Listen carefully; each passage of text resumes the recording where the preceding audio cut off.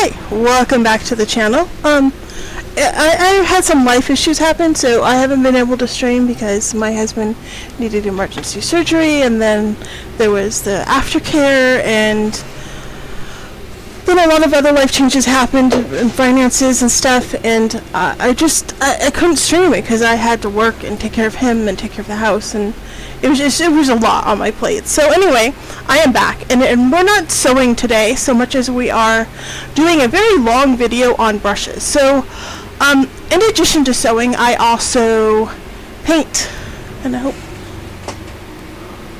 hope this is working. I don't know if you can hear me. We're just gonna turn. I hope you can hear me. I hope the music's showing up. We are gonna turn it up a midge and see what happens. There we go. So anyway, we have no air conditioning, and it's like 100 degrees, so excuse me if I'm a little like flustered. Anyway, we are back to brushes. So I also have started learning to watercolor in addition to sewing and of course running a house and a business and whatnot. But so one of my favorite things to do is try cheap brushes just to get a feel for like how they work. My latest purchase is these, and they were $8 for 7 of them, and they were marketed on Amazon as horsehair, and they actually say that they are mixed hair. A little caveat about hair. So a lot of people are like, oh, I could never use animal hair brushes because I have so much sympathy for animals, and I just don't want to see them hurt. Okay, so like this hair is not, people are out killing animals to get the hair. I mean, they can be, but majority of them is domesticated animals who actually need to be groomed. So people have to go in and groom the horses and groom the goats and shear the sheeps, because domesticated animals actually have to have their hair cared for. And so rather than throwing that hair away, they sell them to brush makers, and they are actually the best, most natural thing you could be using. I say that with one little caveat. Weasel hair, which is usually marketed as sable, they are considered a vermint, and so apparently they do kill them to get the hair, but it's because they're out hunting them, because they're destroying actual land because they're not indigenous to the region they're in. And there I have someone messaging me a bunch. Anyway, so yeah, I should turn off Facebook so it doesn't interrupt my train of thought. We are going to do that.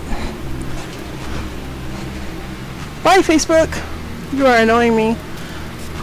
And there you go. There. So, weasel hair can be farmed as well, and but more often than not, the weasels are, because they have been calling them because they're destroying land where they're not indigenous to, so they are considered an invasive species, and so taking them and pulling them out of the environment prevents them from destroying and harming other animals and plant life, because they are extremely destructive.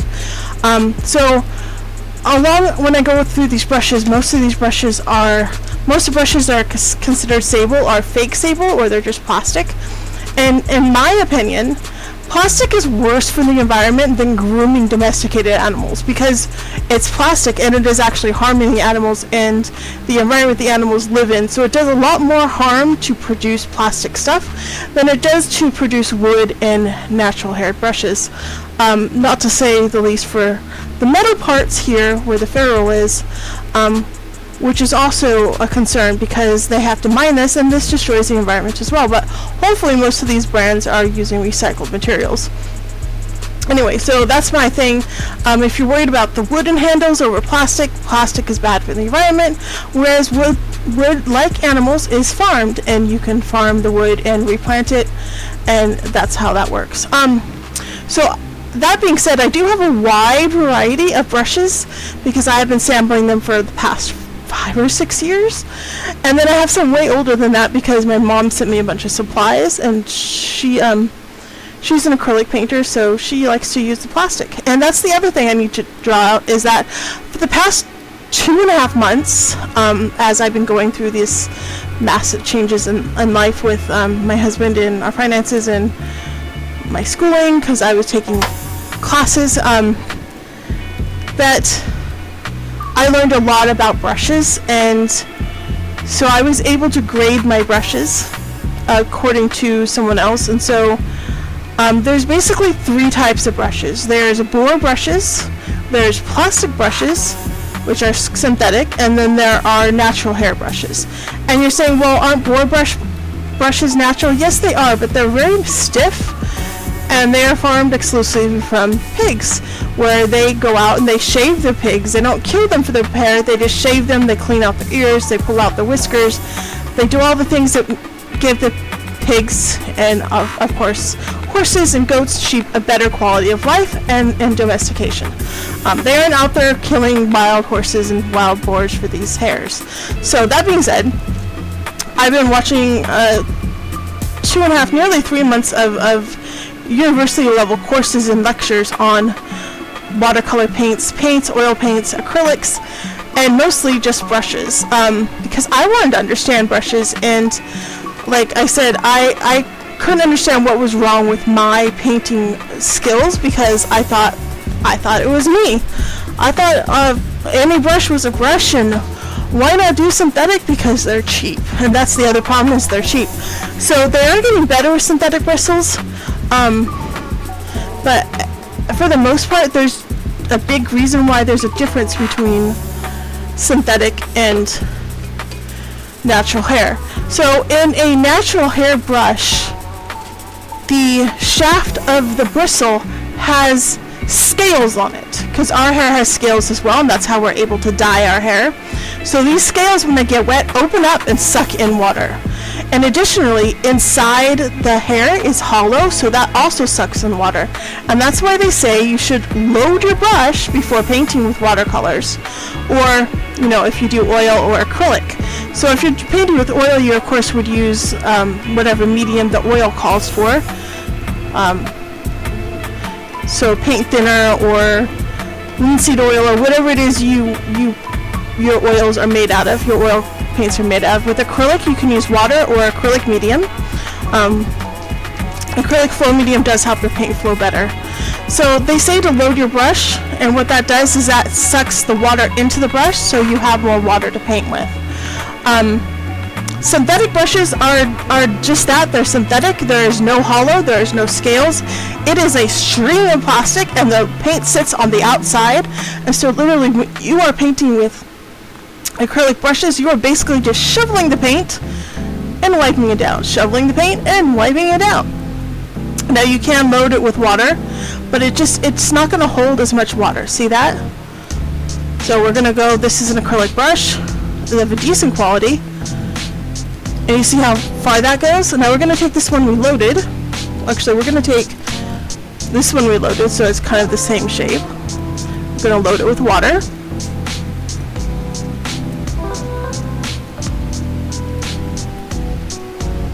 Not quite loaded enough, see that? So it needs a second in the water. Plus the water is cold, so it's not soaking up very well.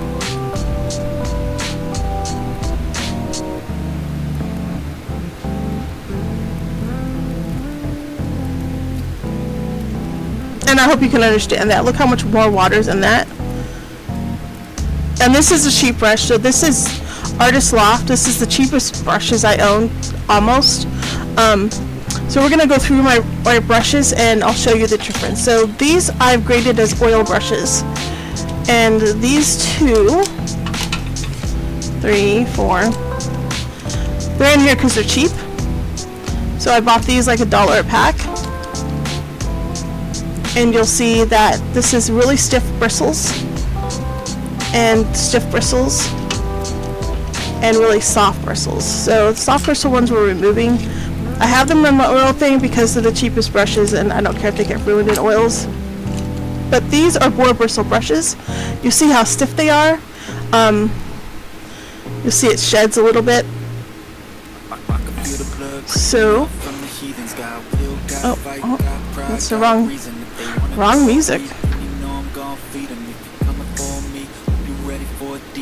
You see, it sucks up a lot of water. These were traditionally used for painting houses, and which was done with oil paint, especially outside. You'll see it soaks up a lot of water and then puts it down. So yeah, these are basically cheap boar bristle brushes. Boar bristle brushes, this would be considered the type of bristles they shave off the coarser areas of the pig. If you're squeamish about using pig's hair, don't worry, they're clean. Don't put them in your mouth. More expensive. I need to switch this. Sorry.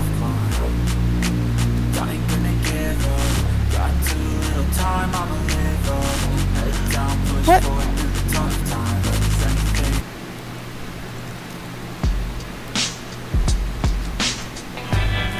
I think we were on the wrong menu.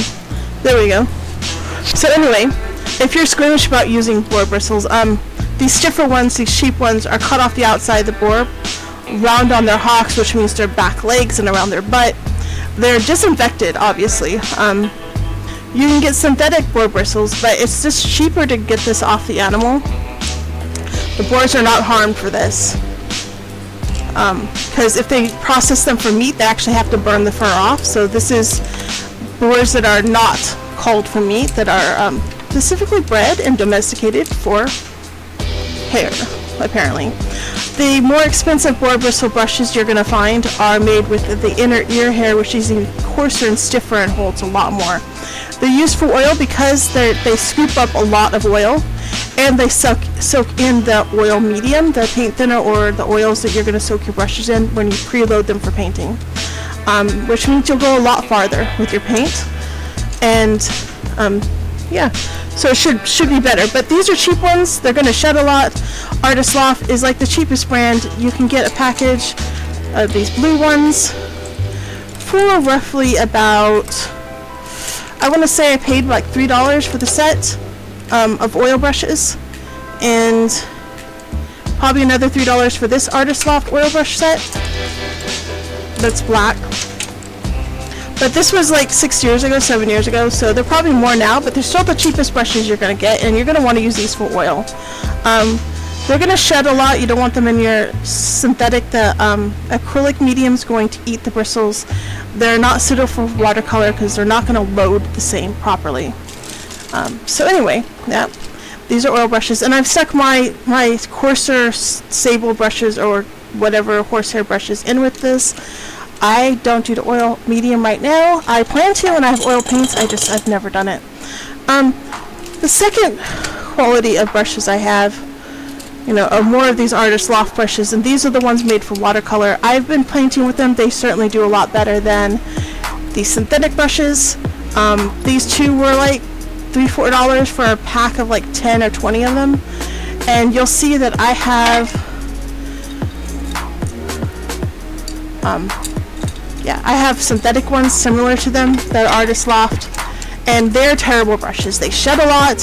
They don't pick up water as nicely as I would like, and so I don't recommend them, even though they're cheap. But if you're doing classes and you don't care if the people take the brushes home with them, I get the Artist Loft brushes and like, here you go, whatever. But they're going to shed, and the people are not going to be happy with them. But that being said, I'm using them right now for the paintings I'm doing because I just want to use up my old brushes. So we're moving on. And the next quality of brushes I have in my glue bin, because these are like the terriblest brushes. I guess she has to go back in her room. Sorry, our 14-year-old cat is getting to the point where she's like just being mean to everybody. She just attacked someone over no reason. They were just walking. Anyway, so these are, I think I got them all. These pretty colorful brushes you get at Walmart, and they are going to be the brushes you're going to find in the, I want to say, the cheap brand. I think it's Art something. Crazy Art, yeah, I think they're the Crazy Art brand, and these are also sold in packages. I was painting watercolors with these for a long time, and it was okay. It just wasn't holding paint, and I was really frustrated. So in the glue bin they go. And then we have these brushes, which I also got in the craft section at Walmart, and the same problem. So they're synthetic. You can see they're plastic. You can feel it, it's grindy when you touch it. It does not pick up a lot of water. Even if I were to, it's not going to hold on to your paint. See that? So it pulls the water in, it puts it down, but it doesn't hold on to it. So yeah, I don't recommend it. That's why they're in my glue bin, so that I forget to pull out the glue fast enough. You're going to find these in like $7 packs in the crafting section, probably near all the acrylic paints, and that's a good place for them because they'll work nominally well for that. This brush came in a kit, and we're not even going to talk about that. This brush came in kits that are sold for kids. I do not recommend them for kids. These are what I use for glues that I am not going to ever get off the brushes. I had a pack of like 100 and I'm down to 4 because I just toss them, which makes me feel bad because they're plastic, and that's just more plastic in the environment that we don't need. So here's some more Artist Loft brushes. These were marketed as acrylic brushes, and I tried using them for some painting, but you see they're not stained, so I didn't really like them. They're cheap brushes. They kind of lose a little bristles, but they are more synthetic bristles, and they're grindy and they don't suck in the water like normal bristles do. And so we're going to move on from those. The next quality of brush we have are my acrylic brushes, and these are what I started watercolor with. These are my Simply Simmons, and they have some natural hair brushes in here that are mop brushes, and let's grab the whole thing. I purchased the first year I started painting, about 3 or 4 years ago. I purchased every kit I could from Simply Simmons. They are okay. I just wasn't happy with how they sucked up water because they are synthetic. The mop brushes did a great job, but then they oversaturated my paper, and then I was like one stroke and done with the rest of the brushes. So these I have put in my acrylic bin, and they will work great for gouache probably, and that's probably what I'm going to use that bin for, because this used to be the acrylic bin, but now it's the gouache bin. So these are also Crayola brushes. These right here. These are Crayola brushes. Yeah. I do recommend these if you're just starting out and don't know if you like watercolor. They hold a lot of water despite being synthetic, and they're what I painted with for a good long while before I bought my Simply Simmons ones, because they were like $3 a pack. And if you have kids who want to do watercolor, I recommend this brand over the ones that look like this for your kids, because they will pick up a lot of paint and put down a lot of paint even if they don't hold on a lot of water like natural hair bristles do. So they go into my wash bin as well. These should be in my glue bin. I don't know why they're here. These came in one of those craft packs. They're super cheap brushes. They're like $1 for a dozen of them. Do not recommend. Even though they look like it, they are in fact synthetic, because you can feel the plasticky grippiness of it. So yeah. And we're gonna toss those back in. My next quality of brushes are these. And so I think I paid $8 for this kit. It's synthetic. It's something I'm going to use with acrylic, I think, maybe. So you can see all the silver ones. So I paid like $8 for this kit of silver brushes. They are synthetic. They were marketed for acrylic, and I'm not happy with them as well as I am with my watercolor brushes, but they're there in case I forget to rinse out the craft paint. So yeah, I thought they would be good because they look very similar to the ones that are marketed on all those paint by numbers, and that's what they're actually sitting here for. This is my paint by numbers kit. So I picked these up as Walmart as well, so there's a pack of these. These are okay. they don't sell them at Walmart anymore, and in fact I don't know even where to get them, but they don't like hold on to a lot of liquid or paint, and so kind of frustrating. And as these came from Walmart. This is a Royal Langnickel brand, but this is on the lower end, and these are synthetic brushes, and they are marketed for oil paints and acrylics. Highly don't recommend. You can see how cheap they are. They don't hold on to water, they don't hold on to paint. They're good basically for shoveling paint up, so which is good for gouache actually. So there we go. So we've gone through all those bins.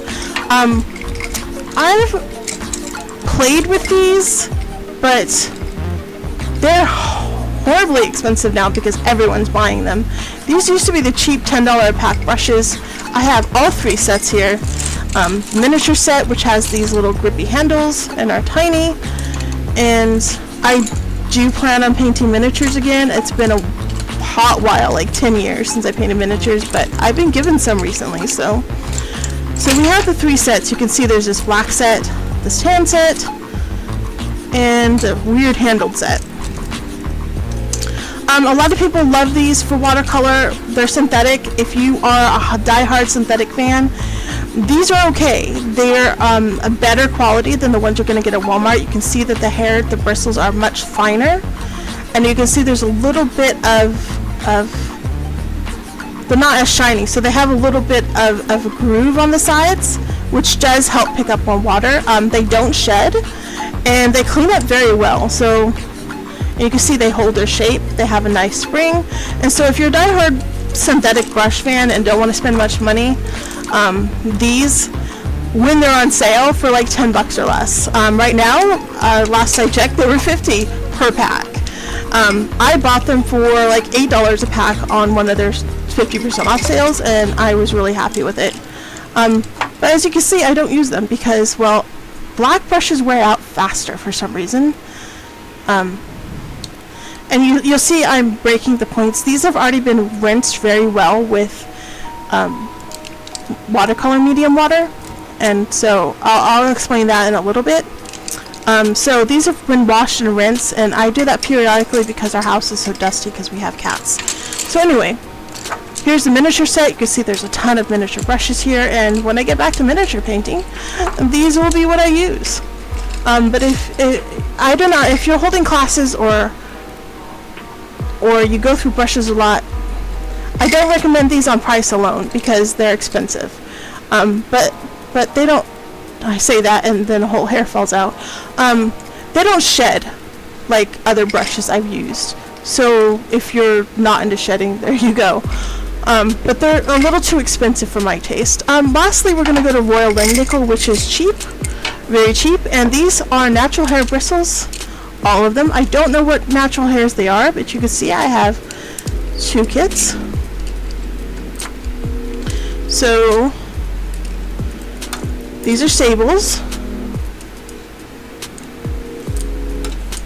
and I've had laugh emojis. So many people, when I say, oh, I'm using sable brushes, laugh emojis because I don't know why. They just laugh at me and don't comment why they're laughing. So there's synthetic sable, and then there's real sable. And sable, from what I understand, comes from weasel hair. And I've explained what weasel hair is. But sable can also come from squirrel hair or other animals. And like I said, animals that are domesticated have to be groomed, and they are just going to throw the hair away anyway. So if it's a quality of life issue, they groom the animals to give them a better quality of life, and here's the hair, and they sell it so they make a profit. Domesticated animals, you're not harming animals that are wild. So yeah, there you go. So anyway, we have these Royal Langnickels, and then we have these Royal Langnickels, and I think these are older, and you can see they're nice and short, so if you need a travel brush. I used them, I like them, but I wanted, like I said, to use up my super cheap brushes. They do not shed like other brushes I have, like the Artist Loft brushes. But anyway, so yeah, they don't shed as badly. I recommend them. So if you're on a budget or you're holding classes, and you can go to Walmart and get natural hair brushes, and you can see there's which you can use to scrape on. There's a bevel right there, and you can use that in your artwork. It helps it not sit on the thing. They do have plastic handles if you're worried about the environment, they do still have plastic, which gives them like 3 stars on my list because they are plastic. But they do have natural hairs and they hold a lot of water, so yeah, I do recommend them. Well, you'll see this brush. I got this brush in a kit from a Patreon group I'm in. So you subscribe monthly and you get art supplies. So I have then decided, like, after I listened to all those classes, I was like, okay, well, what's the best brush to get? And these are so tiny and cute, but they're also sold out now. So I got the Fumi set, and these are from pinstriping. These are not technically for watercolors. These are for oils and pinstriping and stuff on vehicles, I think. But they hold a ton of water. Look. Look. You could just keep painting, and you could keep painting, and you could keep painting. And so the bigger one even holds more water. So what you're going to do is you're going to load your brush. You're going to let it sit there and soak in water. I put too much water in here. But you can notice it's once it gets wet, it just picks its shape back up. See that? And so it makes this beautiful dagger brush that allows you to go a long time with painting because of how big the brush is. I like it because I paint miniatures, so I paint tiny 2 and 3 inch paintings, and so they hold a lot of water, and I can easily do some really clear glazes and get that luminosity and layering of paint really well with these brushes because they just hold so much water, and you're going to get a lot of effort out of these. Do you see how much more water they hold than even the cheap brushes? You could just keep going and keep going and keep going and turn it and keep going and turn it and keep going. Look at all that water. Now if you load your brushes and then you get paint on the end, it acts like a well and releases paint the whole time you're brushing, and so you can get some really beautiful glazes out of this. You can paint more than 1 or 2 strokes. You can paint 3 or 4 strokes. So I love them. If you're looking at this little dish that I'm putting them in, this is a spoon rest at Walmart. It's like $3, so it's ceramic, so you could technically mix paint in there, but I like it because it keeps them, like, I could put them in there and let them dry, and then they get this nice edge to them. Yeah, so anyway, if you want to try those out, I highly recommend these brushes. They were, I want to say, $15 for 4 brushes. There's a 3-pack that's $10, and I think it's just missing one of these brushes. So yeah, these are wonderful for glazing, and they're tiny. Great travel brushes. So I am testing brushes for one of my friends who is doing a painting class, and another friend who is running a business, and they're looking for decent brushes. So I haven't tried these yet. I've heard a lot about Montmartre, and the purple ones I wanted are out of stock right now. So we're gonna let these soak. You don't want your brush to ever go past the ferrule, which is nice because you can actually just do that. So the first time you use brushes, you're gonna rinse them. You're gonna get all the sticky sugar, water, glue, whatever they use to keep the brushes good in packaging. And I'm gonna, while that's soaking, I'm gonna come over here and grab some medium.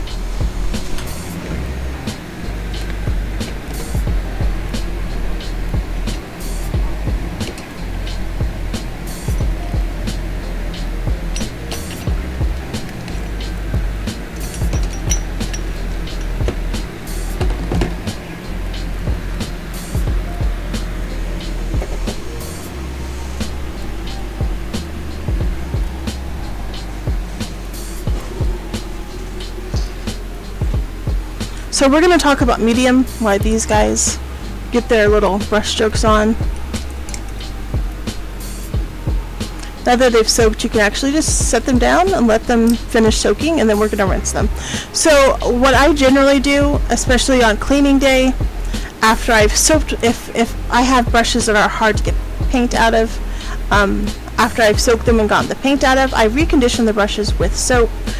And I have 2 kinds of soap. And I'll grab that real quick.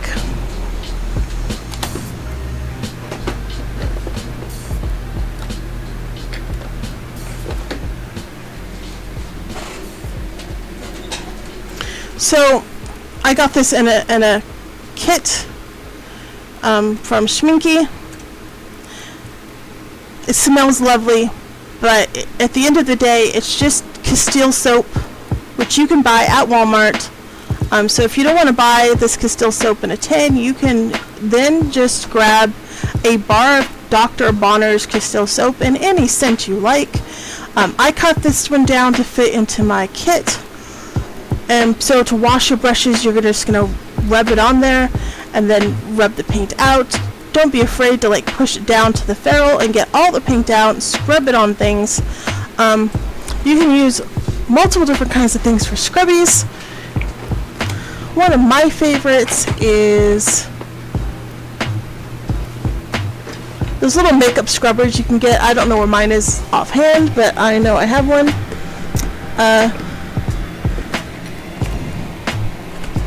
I have one somewhere roaming around. But you can also just get a garlic grater or a ginger grater like this is to scrub your brushes with, because it has a little grip. You could get a, ooh, look at the dirt that's coming out of that. See, this is why you wash your brushes before you use them. You see all that nasty, gnarly stuff that's coming out of the brush? Yeah. They're not clean. So yeah, I do wash my brushes. So normally what I do when I get new brushes, I haven't done it to them, but I scrub them with soap, and then I use something like one of those rubber face scrubbers or a makeup brush scrubber or this little grater to get all the loose hairs out, and you can see all the dirt. Do you see that dirt? And then you're going to get all the soap out, and once you've got all the soap out, you're going to use some kind of medium like this to keep your brushes conditioned. This is just watercolor medium. This is QOR's brand. We do not know what's in it, but it is synthetic.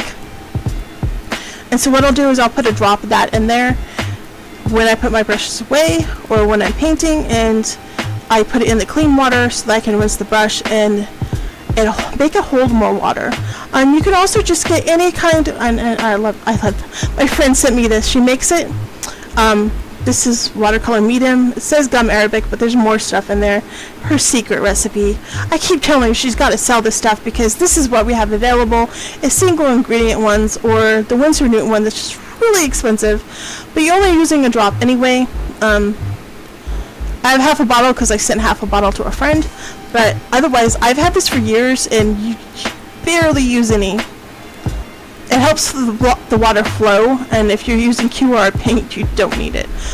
So my friend sent me this. She makes this to make paints with, and so I told her I wanted a skull bottle for, you know, because you saw all my skulls.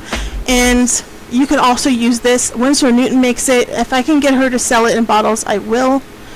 It smells heavenly from her, but you're just gonna just put it like a drop in there, and it makes the water wet. I can't explain it any more than that, but it makes the water wet, and when you condition your brushes with it, it's going to make the paint flow better into the brush and out of the brush. But yeah, you're going to want to clean your brushes because look at that dirt that's in there. And these are new brushes. Another way you can condition your brushes is with sugar water. You can boil some water with sugar in it, make a really thick paste, and then use that to form your brushes back if they have lost their points. You're going to use it at room temperature, so you're just going to dip it in there, scrape it off, which reminds me,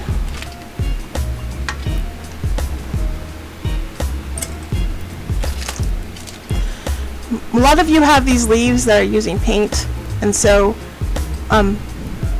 another use for this, besides opening up those packages of paper, is to scrape the water and paint out of your brush. This is nice if you're cleaning or cleaning soap, or just want to put your paint back in the palette so you can rinse your brush and grab a new thing of paint.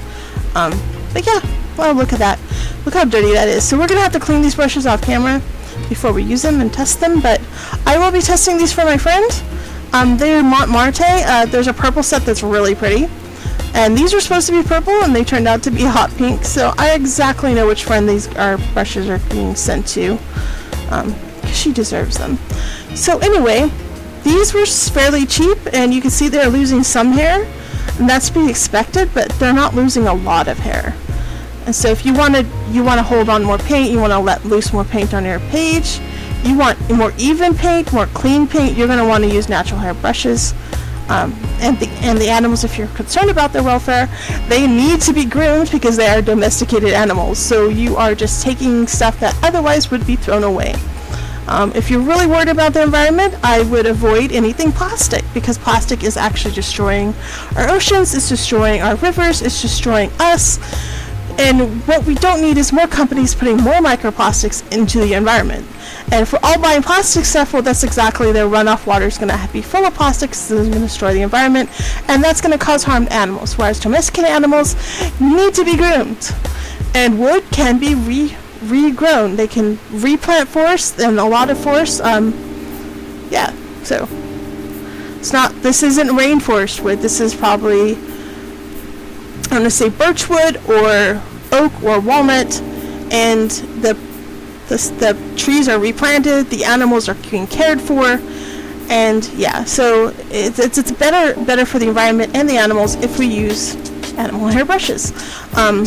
Anyway, that's my spiel, my opinion, but I am not the only one who has this opinion, because I have been watching so many videos about it, and I realize that professionally they also feel the same way.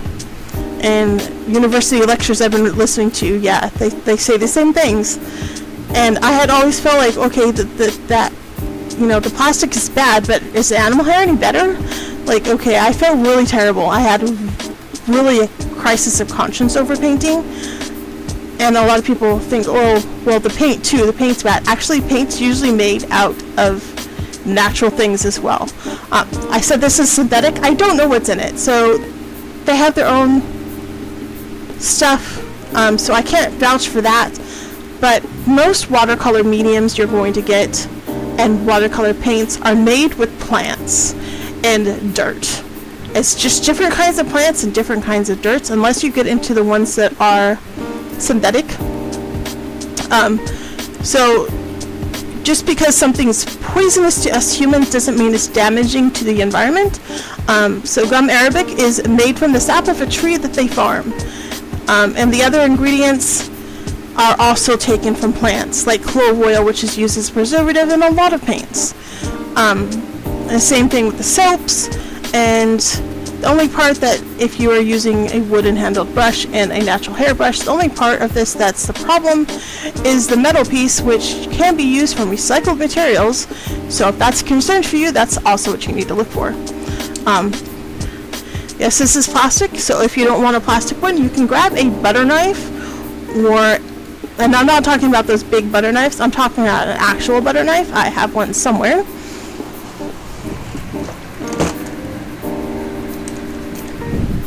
It's going to look like something like this, and it can be used for the same purpose of pulling the paint out of the brush or the water and squeezing it dry. And see how that gives that a nice point? So yeah, anyway. I know this video is very long. I don't know how long it is, but I hope this helps you choose your brushes wisely. I have noticed a trend when shopping for brushes that most expensive brushes are now synthetics, and it's really hard for me to find brushes that are natural hair, that are decent price range, that aren't synthetic.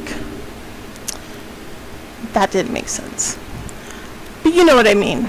So to find brushes that are expensive and natural hair is almost an impossibility online. You might have to go to an actual art store for that. These are dirty. But cheaper brushes, you can get them. The hair is cheap.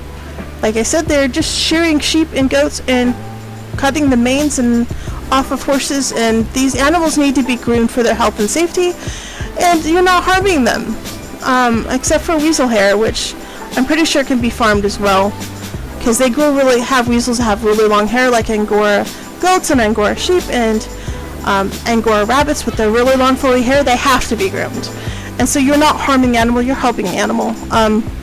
Domesticated animals can't be released into the wild because they are domesticated and they have no survival skills, so we must care for them, because this is something we've done, just like cats and dogs. And anyway, that's my spiel. So I'd worry more about the plastic in the environment. So when you're shopping, these will last you a long time in the first place. You could buy a $100 natural hair brush, and I'm sure it'll last you 20 years. Or you could buy a cheap $3 brush, and I'm sure it'll last you 3 years, 5 years. especially if you take good care of it. Well, okay, so there's a little bit of shedding. Like, I really have to pull at those. It's not as bad as this. Watch. I've got them all loose. Look at that. Look at how much shedding's coming from these, and this is why they stink. I can literally just pull the hair out. And this is like every time I paint with them, they're just, yeah. Avoid this brand. I'm sorry, Michaels, but your brand stinks. But these are decent, and oh, by the way, they carry these at Pop Shelf, so you could get them fairly cheap. Anyway, that's all for today. My next video, I am going to probably demonstrate some paints. Yeah, so let's do that after I clean these brushes. Take care, have a great day, and be sure to shop wisely.